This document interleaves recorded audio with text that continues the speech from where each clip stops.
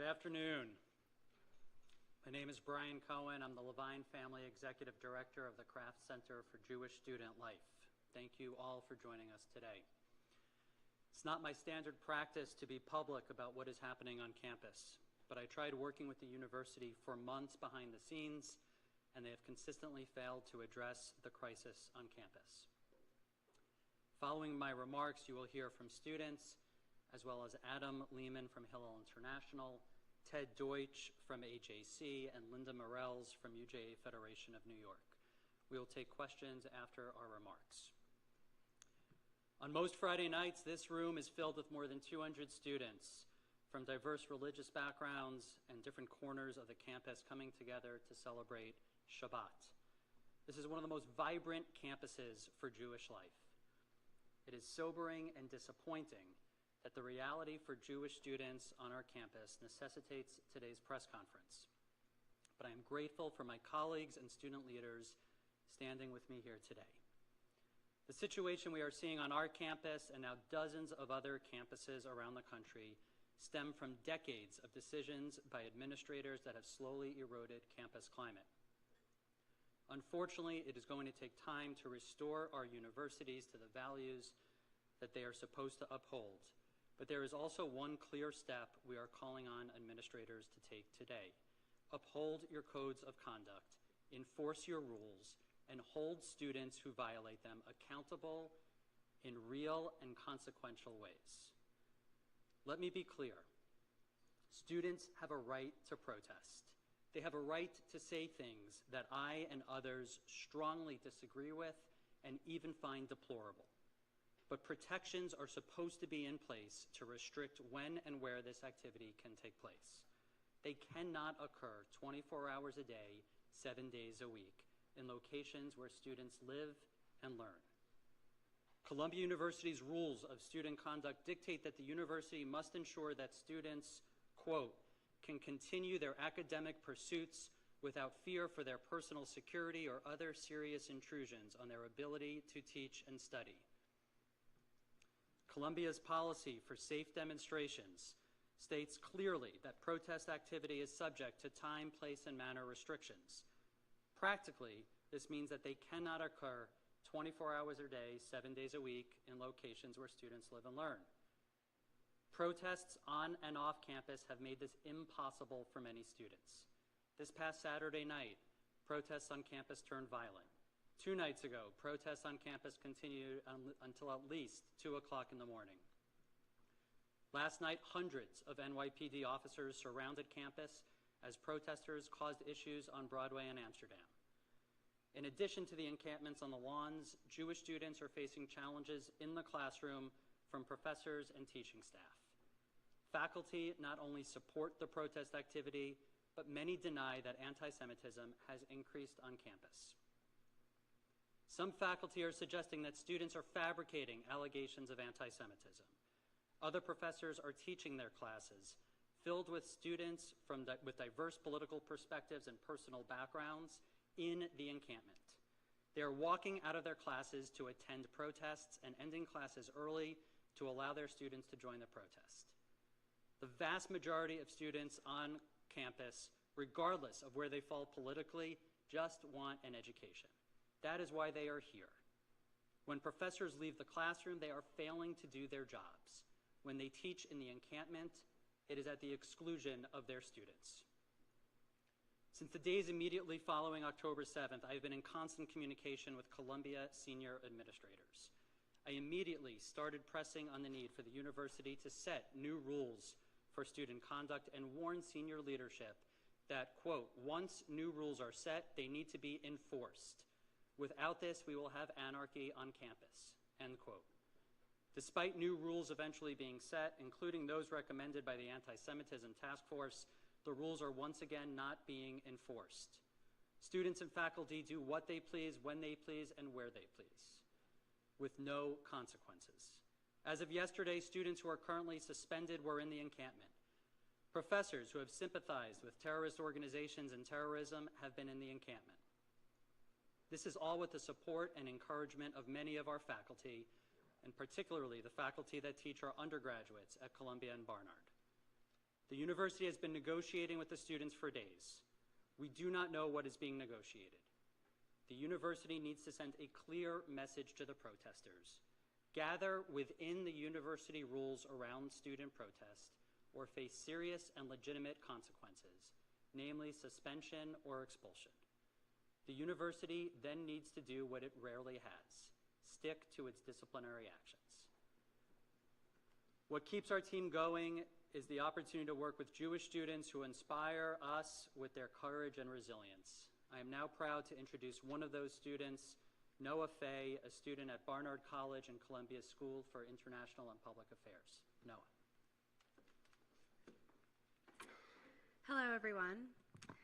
My name is Noah Fay, and I am a student at Columbia University. Due to the trauma of October 7th and the ensuing pandemonium in the fall, I nearly spent this entire semester sequestered in my studies and disengaged from the very real war we have on campus. Yet I stand here now, fully engaged. Why?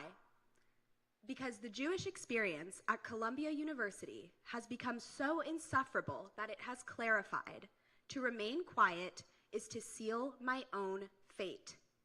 These students may wave the Palestinian flag, but this is not about Palestine. This isn't even about the war in the Gaza Strip. This has always been a protest against the existence of a Jewish state of Israel. On this campus, people chant that Zionists are not welcome, calling on, quote, death to the Jewish state. A current student leader shared on social media that, quote, Zionists do not deserve to live. Admitted student days were not interfered with to recruit new members to the cause, as those operating under a gross perversion of the pro-Palestinian movement say. They were interfered with to send Jewish students a message: we are not welcome here. In the name of political expression and social justice, these students openly perpetrate anti-Semitism. This semester, students of Columbia University have hosted certified terrorists who urged students to realize, amongst other things, quote, there is nothing wrong with being a member of Hamas, being a leader of Hamas, being a fighter in Hamas. They have continued to discriminate against and spurn their peers simply because they are Jewish or support the Jewish state, successfully utilizing age-old anti-Semitic tropes to garner support and gain traction. And perhaps most damagingly, this anti-Semitic opposition has attempted to rewrite the narrative such that they are the people that needs our attention and protection, that they are the victims of abuse. And this is all before the start of the ridiculous and embarrassing obstruction on our campus outside Butler Library. My peers, my friends, my family are afraid. I cannot walk around my own campus looking visibly Jewish without preparing myself for the possibility that someone might spit on or attack me. We have been afraid all year, and I am done with it.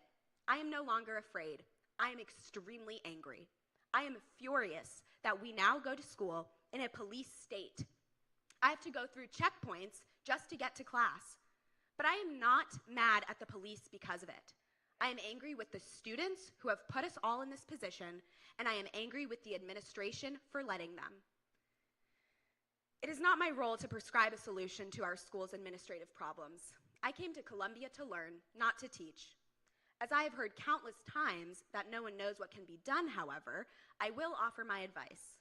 To both my university administration and those around the country, help us, your Jewish students, protect ourselves. You know it is the right thing to do. Maya Angelou counseled us, when someone tells you who they are, believe them the first time. The students supporting terrorism, anti-Jewish and anti-American, have done so all year. We did not believe them the first time. I urge the administration, and everyone for that matter, to believe them now. No one is above the law. Arrest the students on Butler lawns who now eschew it, and discipline those that continue to call for the death of my friends and family. Look at me, the Jew facing this. I am not afraid anymore, so why should the administration be? Deal with these anti-Semites, if only because we all know What starts with the Jews never ends with the Jews. We are all on the same path to destruction if we indulge this 1 second longer. Thank you.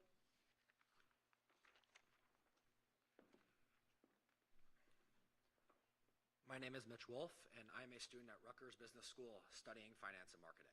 I am also the Rutgers Hillel Student President, the Center of Jewish Life at Rutgers, representing 6,400 Jewish undergraduates. And today I'm going to talk to you about anti-Semitism, escalation, encampment, and all other issues that have made being a Jewish college student very challenging and difficult these last 6 months for me and tens of thousands of others like me around the world. During the fall semester, I found myself in class directly below the site where the storming and occupation of Rutgers Business School occurred. This experience shook me profoundly, as it felt like an intrusion into my personal space, as if someone had declared my home turf no longer mine and unwelcome for my learning simply because of my identity or beliefs. The Jewish students of Rutgers have been scared to sit in class, ride the buses, study in the library, and be outwardly Jewish. College campuses are meant to be environments for learning, where individuals should feel safe to express themselves without fear. As proud Jews and Zionists, we should not have to live in fear of being who we are on campus. The passing of BDS referenda by the student body happened a few weeks ago using a biased wording for the referendum by the Student Assembly, signaling their official endorsement despite BDS being illegal in New Jersey, which is deeply concerning to us, and we fear the potential outcomes and repercussions of this decision. BDS agendas have infiltrated classrooms through the influences of students, professors, and teaching assistants, disrupting the primary objective of higher education, which is to acquire knowledge. We've tracked, endured, and experienced more than 150 incidents of anti-Semitism through bias reports since October 7th. This has created an environment where Jewish students have felt unsafe, especially since 200 days has happened and nothing has really changed. Last week, there was an encampment with solidarity of Hamas, a U.S.-recognized terror organization, on Voorhees Mall in the heart of the College Avenue campus. This disrupted classes, student learning, and threatened the safety of Jewish students on campus. Universities must stop these actions so their Jewish students can be safe and secure on their campuses. The Rutgers administration has been inconsistent in enforcing their own policies regarding protests, demonstrations, hate speech, vandalism, and free speech, among other matters. Without consistency in enforcing these policies and conduct codes, it's challenging to maintain a sense of order and accountability. Administrators need to accomplish the campus climates that they have fostered, acknowledge the campus climates that they have fostered and take responsibility for them. True change must begin at the top, with administrators ensuring the protection and safety of all students, including Jewish students, within the university community. Thank you.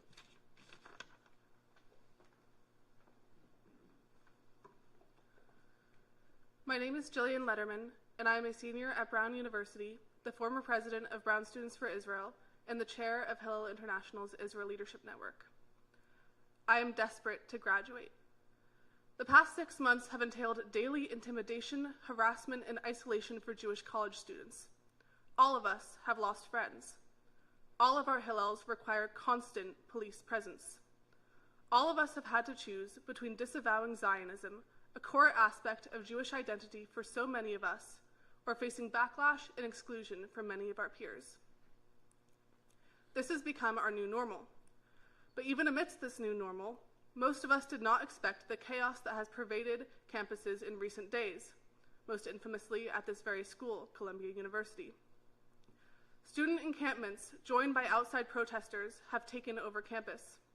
They have explicitly aligned themselves with Hamas. They have chanted to burn Tel Aviv to the ground. They have enthusiastically advocated for October 7th 10,000 more times. During these past several months, university administrations have faced a slew of difficult decisions about how to respond to campus activism. Let me be very clear, this is not one of them. Student protesters on campuses across the country are shamelessly violating university rules. They are preventing their peers from accessing communal spaces. Some are targeting and harassing identifiably Jewish students. These are blatant violations of universities' codes of conduct, not to mention basic morality. In this moment, we do not ask for unique protection, nor do we advocate restricting student speech. We simply request that universities neutrally enforce their already existing codes of conduct. Instead, many universities have opted for cowardice. Due to the continuing encampments, graduating Columbia seniors will finish their college experience just as they began it, on Zoom. Harvard Yard has been closed all week. Students at the University of Southern California will not even have an in-person commencement. So, to university administrations across the country, find your backbone, enforce your rules. Do not leave your students to fend for themselves. Unlike our administrations, Jewish and Zionist students do not have the option to be cowardly. Simply existing on our campuses is an act of defiance. It should be known that we will continue to stand up, with or without the support of the adults in the room.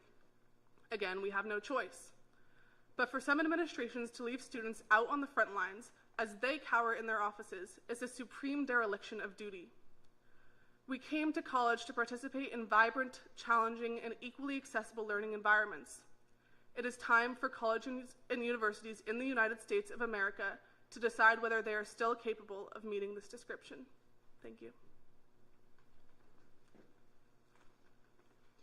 My name is Adam Lehman. I'm privileged to serve as the president and CEO of Hillel International, the largest Jewish student organization in the world. It is heartbreaking to hear the stories we have just heard from these three students. And let me be clear, in our role as Hillel, we have heard from thousands of students facing these intense and unacceptable conditions. We have already documented since October 7th nearly 1,400 instances of campus anti-Semitism.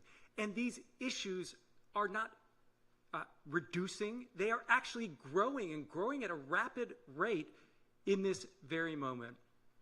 I want to be very, very clear. Students deserve better. Jewish students deserve better. Israeli students deserve better. And all students deserve better. Students deserve an environment that is free from harassment, that is free from intimidation, that is free from physical assault. And we've already documented so many physical assaults, including just steps from this Columbia Barnard Hillel.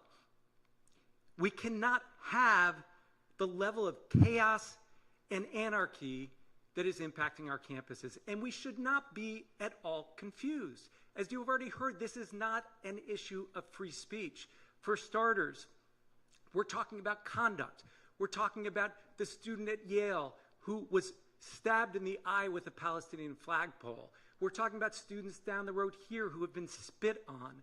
We're talking about students who, God forbid, show their Jewish identity publicly, having a kippah or other aspect of their identity literally ripped from their bodies. This is beyond unacceptable. And again, it is not about speech.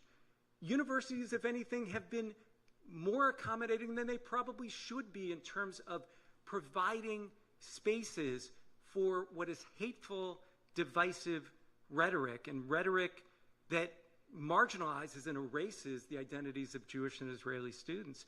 But even with providing those spaces and opportunities for free speech, the groups that are creating these encampments and otherwise engaging in these aggressive protest tactics are running roughshod over even those reasonable opportunities as they continue to violate those restrictions of universities, which are clear in terms of policy.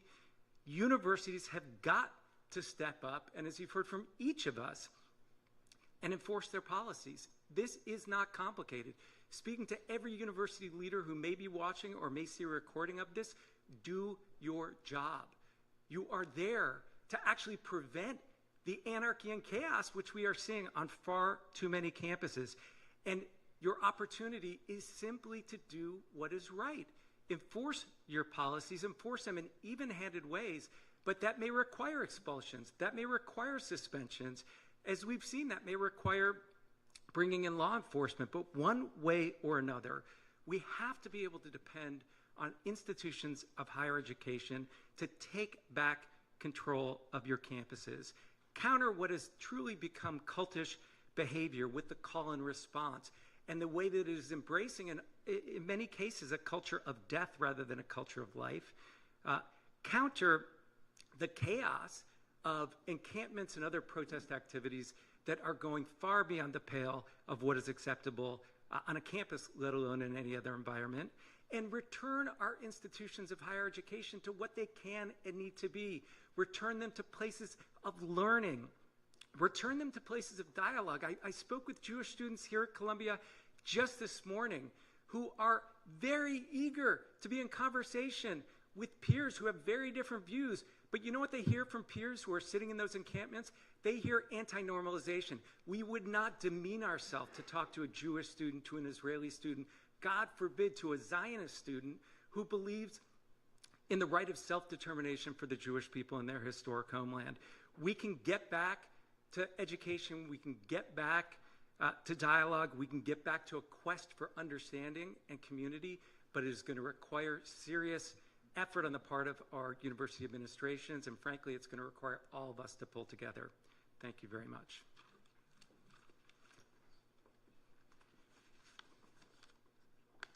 I'm Ted Deutsch, the CEO of the American Jewish Committee. There is a long and storied history of protests on college campuses. Indeed, it has been a way for students to unite around causes of importance to them. But as we've heard from these remarkable student leaders from Columbia and from Rutgers and from Brown, and as we've been inspired by other such leaders, whether they're in New Haven or Cambridge or Ann Arbor, at this moment, that's not what's happening on these campuses. And that's what we've got to confront. Many are describing these protests as pro-Palestinian or anti-war. If that's the case, then why are they targeting Jews who have nothing to do with events in Gaza? Or telling Jews to go back to Poland, where 90% of the Jewish community was slaughtered during the Holocaust?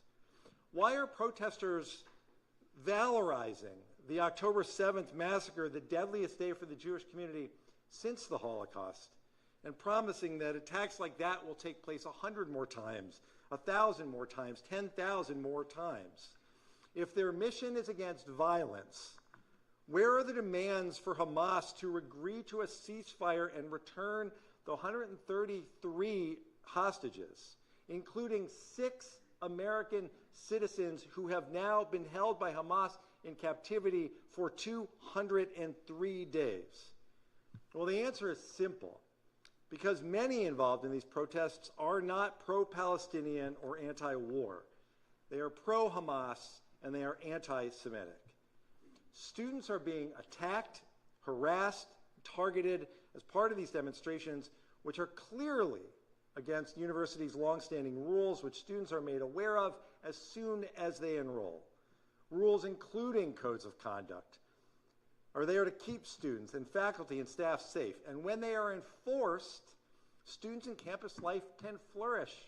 That's all we're asking for. When they're abandoned, as we've seen in far too many cases recently, the entire system breaks down. So going forward, we want to be clear. We will not accept conditions that are so fraught for Jewish students that they rightfully fear attending classes or going to the library on campus. And we will not accept the idea that university events, graduation ceremonies, should be canceled rather than taking action to ensure that these events go on. We will not accept approaching the safety of Jewish students in a way that is different than that applied to every other group on campus. And finally, we will not accept a world that is afraid to specifically call out and condemn anti-Semitism. Administrators cannot think that moving classes online because students don't feel safe is an acceptable solution. If a university cannot be a place of learning, then what is the point? Universities across America must take action now, and we are not asking, none of us are asking for radical change. It's really very simple. Number one, ensure the safety of your Jewish students. Your Jewish students cannot be sacrificed so that you don't have to enforce your codes of student conduct.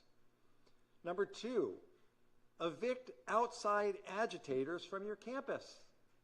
And if the agitators are students, then enforce the rules and suspend them or expel them.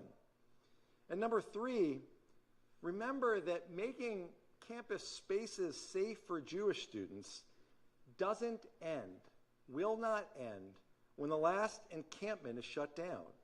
It is an ongoing and it is a long-term process. Put a plan in place and stick to it. These challenges, let's be clear, these challenges will not go away when this semester ends. And finally, all of us offer to be as helpful as we can. Read AJC's action plan, consult with Hillel, listen to the students. We'll all help as much as we can. But understand this, we will not back down from defending Jewish students and creating the university culture that everyone strives for. One where everyone's voices can be heard without violence, without harassment, and without intimidation. And finally, a campus culture and a societal culture where there is zero tolerance for anti-Semitism.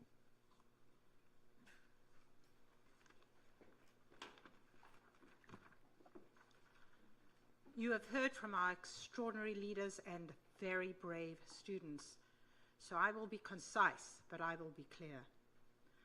I am Linda Morales, President of UJA Federation of New York, and we are proud to call Columbia Craft Center a partner, and we are honored to support this Hillel alongside the other 10 Hillels serving 20 campuses here in the New York area.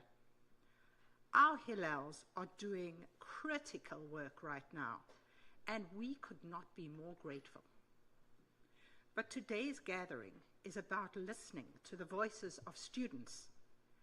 When these wonderful, extraordinary, brave students tell us that they are unsafe, we need to hear that they are unsafe. Today, we have a very simple message to our university leaders. Simply put, our campuses must be a safe place for Jewish students. There is no place for harassment, for intimidation, and particularly for violence. Not on the quads, not in the dorms, and not in the classroom. And we are appalled by where we found ourselves today. We call upon our university presidents to reinforce their own guidelines and to ensure that students can walk on campus free of intimidation and free of harassment. Yes, of course, we must protect free speech, but we must also protect the rights of our students at the same time. What started at Columbia University has now spread across the greater New York area and to universities all around America.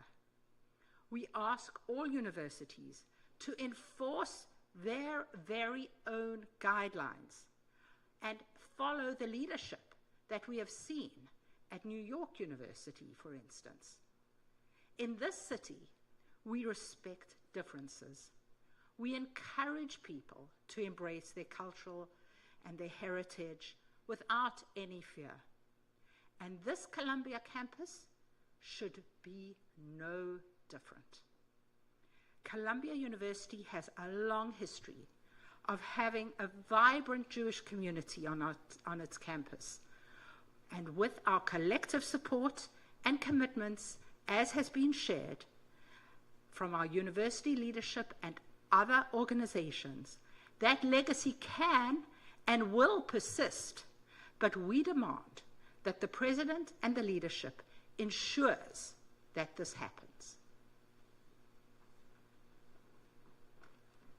Thank you. Okay. We're now going to open it up to questions from the media. Before you ask your question, I would just ask that you wait to use the mic, state your name, outlet, and if your question is directed to anyone in particular.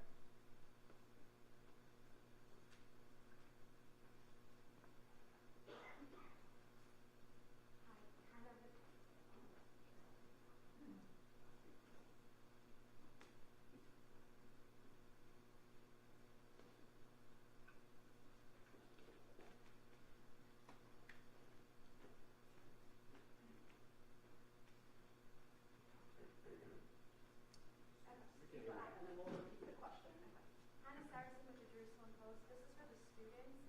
Have you experienced issues with professors this week?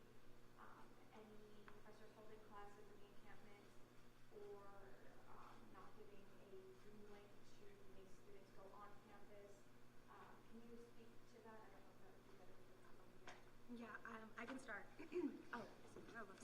Yes, I can start by addressing that. So before this week, I have had situations with one professor in particular who has, over the course of the semester, consistently brought in guest lecturers who spew anti-Israel rhetoric, speaking matter-of-factly to a group of very impressionable students, as we know, of Israel as a genocidal, imperialist, colonialist state, and which he himself has also expressed. And in particular cases, one guest lecturer denied the rape of Israeli women on October 7th. That is something that I actually had to sit through. I had never seen that before. It was astonishing. I mean, I was speechless. Another guest lecturer celebrated Aaron Bushnell, the man who lit himself on fire because of all of this, as a true patriot. That's a direct quote. And then this week alone, he emailed us with a seemingly very very accommodating and kind message. Although from my perspective, it was for all the wrong reasons. He was extending a lenient policy regarding our final exam, which many professors have been doing, and as he was extending that to us, he was citing the reason being how oppressive the administration has been on us for, I guess, calling on the NYPD and suppressing our voices and, all of these buzzwords and things like this. But so that has been my experience. I will add, last week before the encampment started, or maybe it was just right after, he took our class to the protests, and I was unable actually to make the class for just regular normal reasons, but I saw later that he had taken our class to the protests, in support of the pro-Hamas students. So that's been my experience. Oh yes, I'm Noah Fay.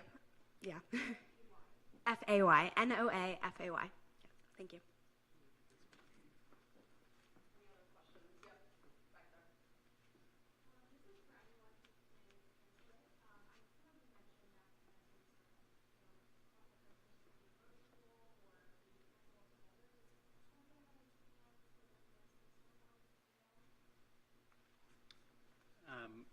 We know that the university is speaking and meeting about commencement plans. We have no idea what the latest is.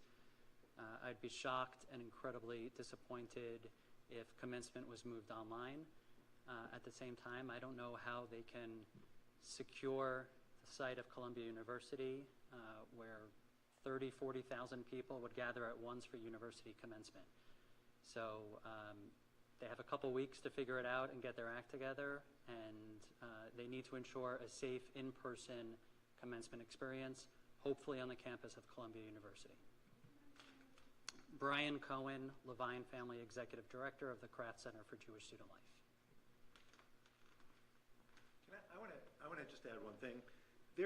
Just to be clear, there's no free speech right to shut down a college graduation or any event on campus. So let's not be fooled by those who suggest that somehow we're trying to suppress free speech. There are students across America who have made plans, sometimes for more than a year, to go to their college with their families to celebrate this milestone for their family, whose opportunity now may be at risk if a university decides that it's easier to shut down their graduation than to take the steps necessary to ensure that the graduation come off safely. I'm going to add one more thing. I also want to add, at Hill International, we've provided specific guidance to university administrators about the steps they can take now to prepare for a safe in-person graduation.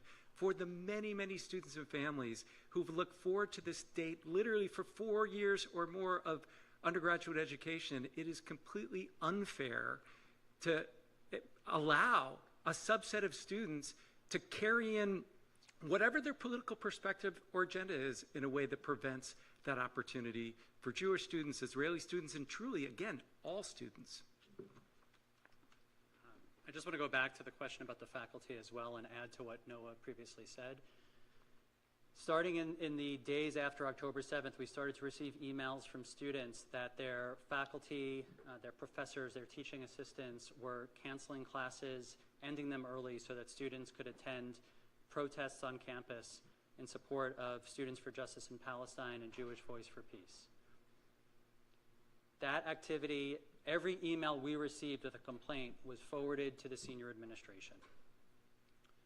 What we have seen this week is professors leading their classes in the encampment. I have reached out repeatedly to the administrators at Columbia University with a very simple request. Professors should teach their classes from the classroom. Enforce it. Tell them they need to teach their classes in the classroom. They should not be in the encampment. We have professors. The director of undergraduate studies for the Department of History sent out an email a day or two ago offering his support for any student who has been dealing with the disciplinary actions as a result of what has transpired in the last week. That professor had never sent an email in the days after October 7th showing his support for Israeli and/or Jewish students. The professor is also a supporter of the BDS movement.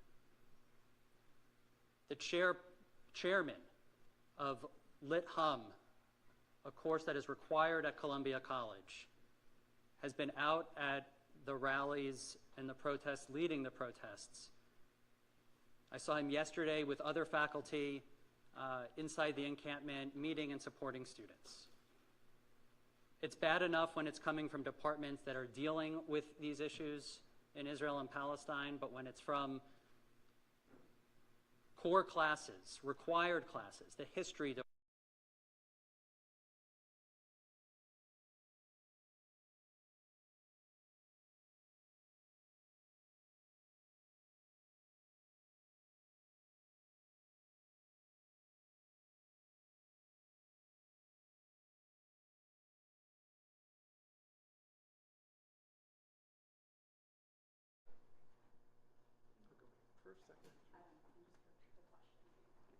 the question is whether Jewish institutions are now becoming seen as opponents of free speech.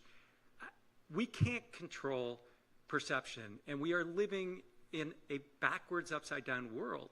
I last night attended Screams Before Silence, which you can see on YouTube, which documents the horrific sexual violence and mutilation perpetrated against Israeli women on October 7th. So in a world where students will literally, with that reality, wave Hamas flags and support a Hamas ideology, it's hard to trust perception from anyone at this point. But what I will say is we are perfectly clear at Hillel as an institution that we support free speech. Our tradition, Hillel the Elder, talked about the importance of hearing from the other and understanding the views of other people. That is what we're all about.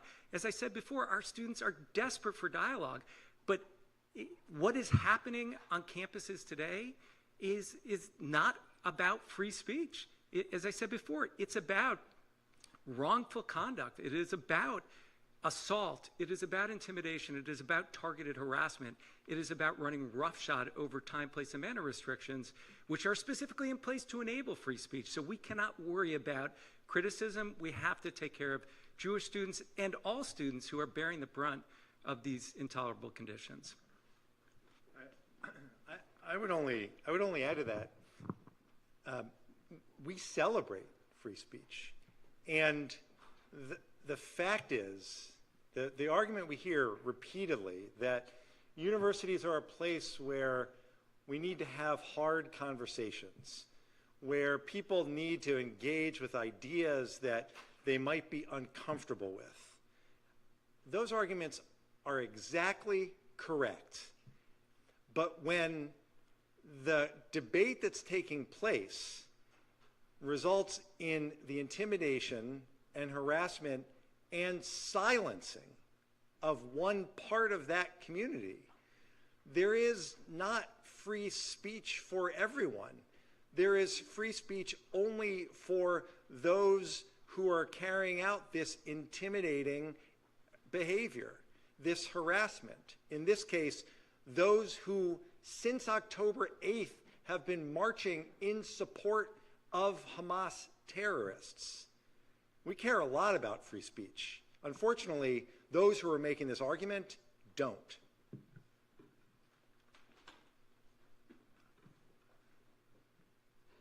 I think about the free speech question often, and if I ever made any type of comment that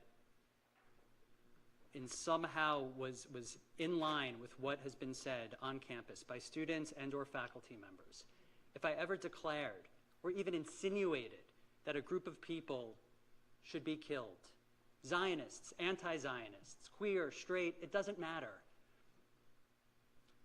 I should lose my job immediately. Columbia University should ban me. That is what I would expect. So I believe in free speech, but it doesn't mean that people should not be held accountable for what they say, when they say it, where they say it. There is a time and a place.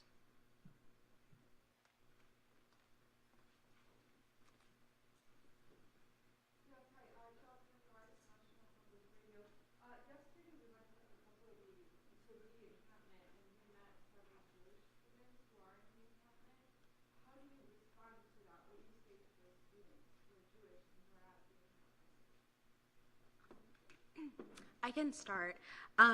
Quite briefly, I would say take them as seriously as we all take blacks for Trump or gays for Trump. They've been tokenized. I won't try to psychoanalyze them. But I really wouldn't know where to start. But in terms of our response to them, they are not representative of our community. I think the statistic is something like over 80% of Jews are Zionists. They are a minority group that is not representative of us, and I think all that really needs to be said on that front is truly take them as seriously as we take blacks for Trump or gays for Trump. That's all. I was on campus yesterday and spoke at length with a Jewish student who has spent a lot of time in the encampment.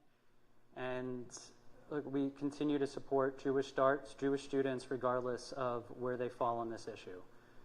That Jewish student shared with me that he had been spending a lot of time working with his peers inside the encampment to reduce the level of anti-Semitism and the rhetoric against Israelis on campus. I'll take him for his word on that, but even in those comments, he clearly shared that there was a problem from his peers and others inside the encampment. One final question, and then if anyone needs one-on-ones afterwards, let us know. I'm based on the Confronting spectator. Mr. Cohen, I have no questions about your relationship working with the administration over the past 7 months. You said that you've been trying to work with them and you feel like it has been to no avail, and then now recently there's been much more dramatic. Can you talk more about what that working relationship is like, and also the extension of the virtual option for classes, if you think that was for students in the encampment or for Jewish students? The question was about my working relationship with the Columbia University administration. I arrived on campus in January 2012, and from that very first week on campus, started working very closely with the Columbia University administration. For the last 11 or so years, I worked with the university to support it when allegations were made that this was a university that was anti-Semitic. I felt very strongly that this was one of the great places to be a Jewish student anywhere in the country. People would yell anti-Semitism, and I thought they were exaggerating it, and I called it out. And I always assumed that when a problem did arise, if a problem ever arose on campus, that when I called it out as anti-Semitism, people would stop, listen, and believe. Unfortunately, that has not been my experience. My communication with the administration, the senior administration, started the afternoon of October 7th. The first priority was ensuring that this building and our Jewish students were safe, and then we immediately went into conversations about greater student safety and what would likely transpire. I was involved in leadership calls of Columbia University on the night of Monday, October 9th and October 10th, where they were preparing for what was transpiring on campus. I was a vocal participant in those meetings, and since then have been meeting regularly, emailing, texting with senior administrators, asking them to take action. My two big requests early on were to meet with students most impacted by the war, to meet with a group of Israeli students, as well as a group of students from the West Bank, Gaza, and Lebanon, to ask them, what do you need? Your families are in danger. How can we support you? What are your academic needs, your financial needs, your security needs, your mental health needs? The vast resources of this university are at your disposal. It took 9 weeks for them to meet for the first time. My second request was simply to actually make their rules more nimble. I think at the time they required a 10-day waiting period for students to book and hold an event. It was unrealistic when we're at war. It's just not going to happen. So I asked the university to make their rules more nimble, to clarify their rules, communicate them to the student body, and enforce them. And without enforcement, we would have anarchy on campus. This could have ended up as a few snowballs here and there, and what we've ended up with is an avalanche.